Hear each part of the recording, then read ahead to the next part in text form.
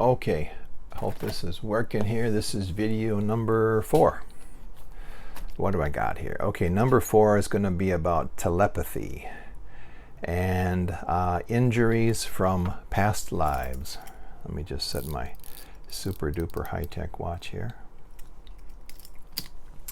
Okay, where did I have this written down? Oh yeah. So telepathy, how does telepathy work? I think telepathy didn't quite click with me until I watched a video by Cliff High, of all people. Cliff High, yeah, Cliff. Cliff is awesome. Probably one of the smartest people out there. I don't always agree with Cliff, but I love the fact that he just puts information out there. And I say, why am I saying I don't always agree with Cliff?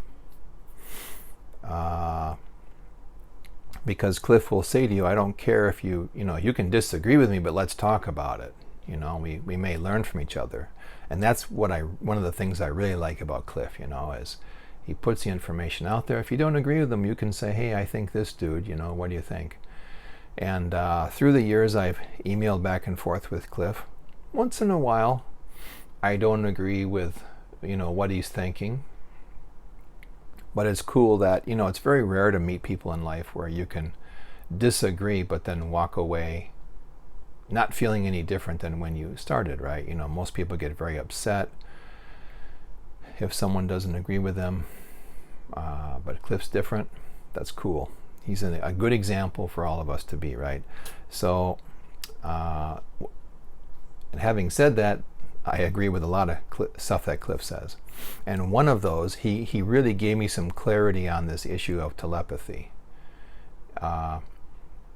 He talked about entrainment, the entrainment of particles, and I think he's talking about some kind of intergalactic internet in relation to some intergalactic internet where, if you could entrain particles,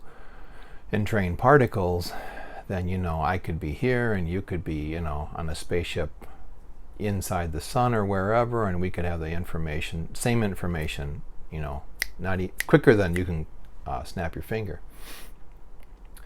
And so when he talked about entrainment, that really clicked with me, and oh yeah, that's telepathy. Now, my brother and I, let's see, he's 4 years older than I am.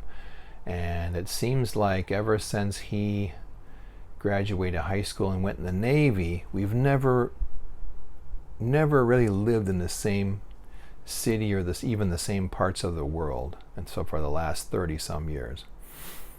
He went off to the Navy when I was still at home, and then when he came back, then I went, here and there, and I've been in Asia for 21, 22 years now. And even though we've been apart, there are numerous times where I may not talk to him for a month or two, and then we'll talk on the phone, and he'll say, hey, recently I've been studying XYZ. And that's exactly what I've been studying. It's just some off-the-wall topic that neither of us have ever talked about. And then here he is, looking at this topic that I've been looking at. So, and it's happened so many times over the years, I've thought to myself, well, how is this possible that we're not even in the same country? We don't, talk about things, but we're looking at the same things. We're studying the same things, having the same thoughts about whatever. It's entrainment. To me, that's entrainment. So some people might say, oh, you and your brother are telepathic. Yeah, I guess you could put that label on it, but I prefer entrainment. I noticed it with my brother, and I've noticed it with my oldest son since about the time he was 3. And I'm not going to go into the details of things with my son, because I like to keep things kind of private with family, but there have been some really wild things that have happened where it's led me to believe like we have some connection, and that connection is like entrainment, right? You live together long enough where you have a real strong bond, with my brother. It may be a little different than my son and I. My son and I seem to have a stronger bond, this entrainment thing. But it's real. So I do believe it is possible for people to become entrained with each other. So in your daily life, if you have a similar story to mine, you have someone that, you're thinking about calling them and asking them about, let's go to that movie, and then they call you and say, hey, let's go to that movie. You might go, oh, we're telepathic or we're psychic. Well, maybe it's the fact that you're entrained together on some level, and that may help people to become more entrained or telepathic or psychic, however you want to, whatever label you want to put on it is fine with me. I'm just going to use entrained because once I heard that word, it boom, all clicked together for me. And I feel like my guides agreed. Yeah, that's exactly it. So that's quite interesting. And I have thought about developing some kind of exercises, or I don't mean physical, weight training exercises. I mean some, how can I describe it? Meditative exercises. Do you know what I mean by meditative, or breathing exercises, And in that vein, I mean exercises. I've thought about developing some kind of exercises or routine or process that would allow me to become more entrained with someone.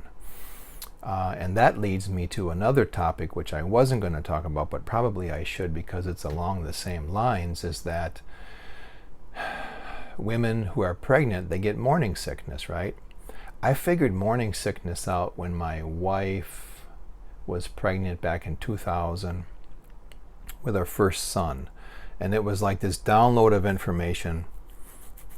I didn't think much of it at the time. I actually had the information given to me when I was much younger and saw my friend's older sister who was pregnant, and she was going through a real bad morning sickness, and I wanted to say to her, hey, this is the reason you have morning sickness, but it just seemed like, nah, don't say it. But I felt like I knew it. And then when my wife was pregnant, I was able to really understand it. Okay, so you've got this baby that's coming in, this soul that's coming into the mother's body, and of course the vibrations are different, right? This isn't rocket science. The vibrations are different, although most people never think about it on this level.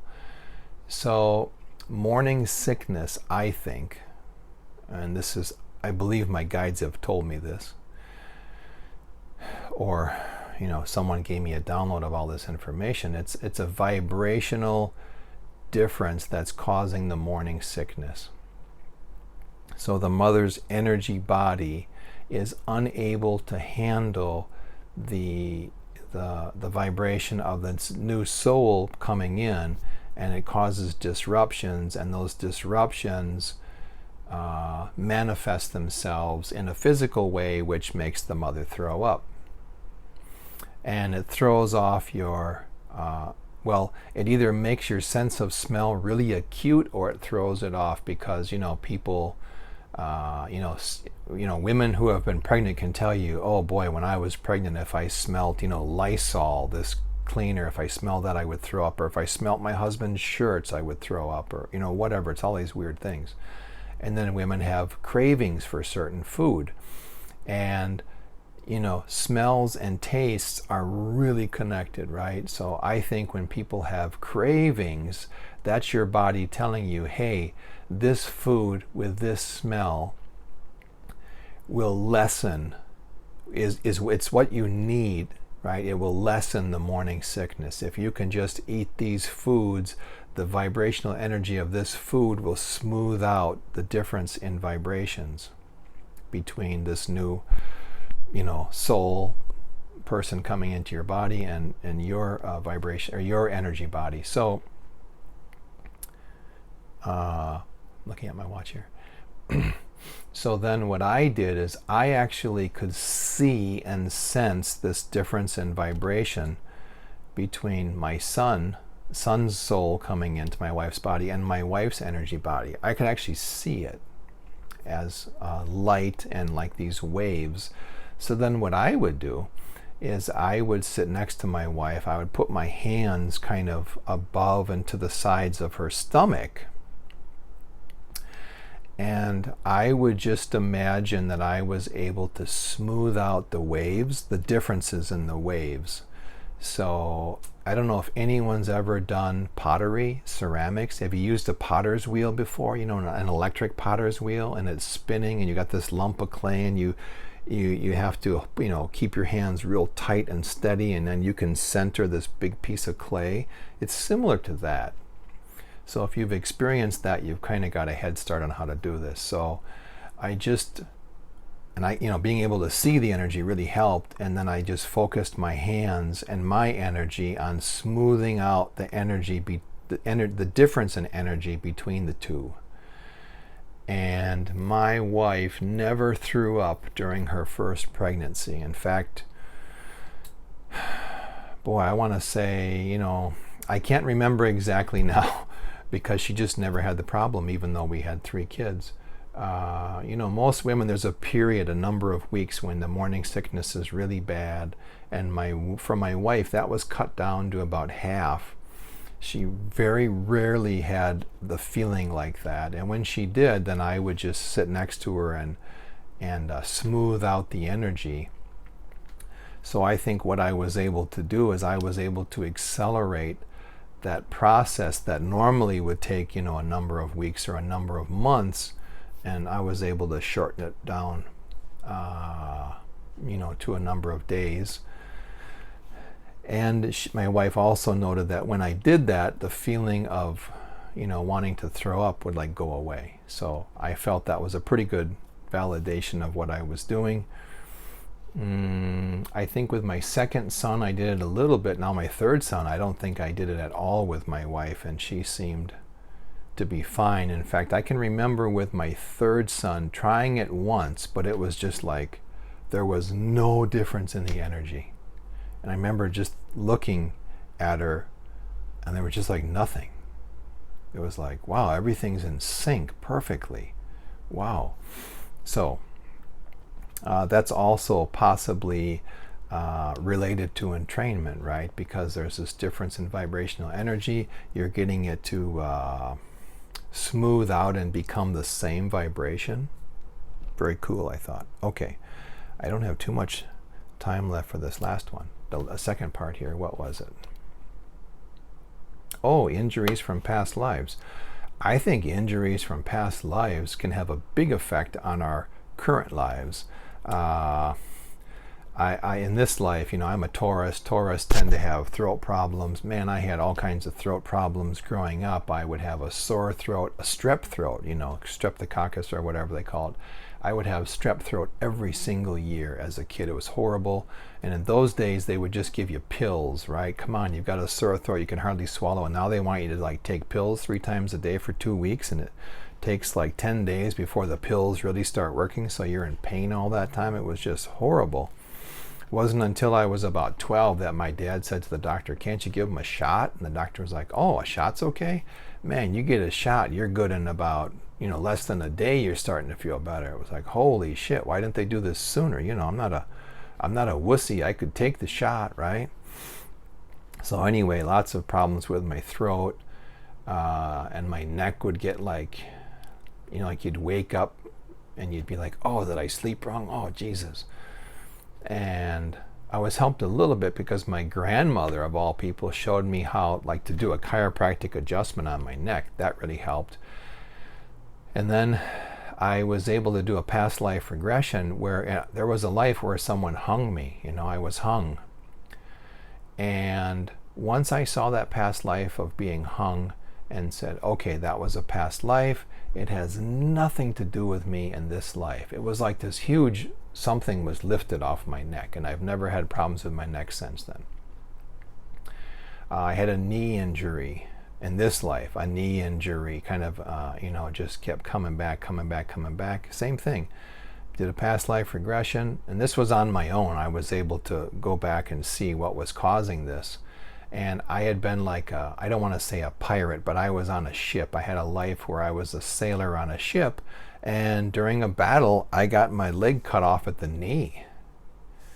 So, wow, okay, that's what was causing this pain and stuff in this life. So, you get injured or something somewhere in your body, you carry that forward unless you're able to let go of it to get rid of it.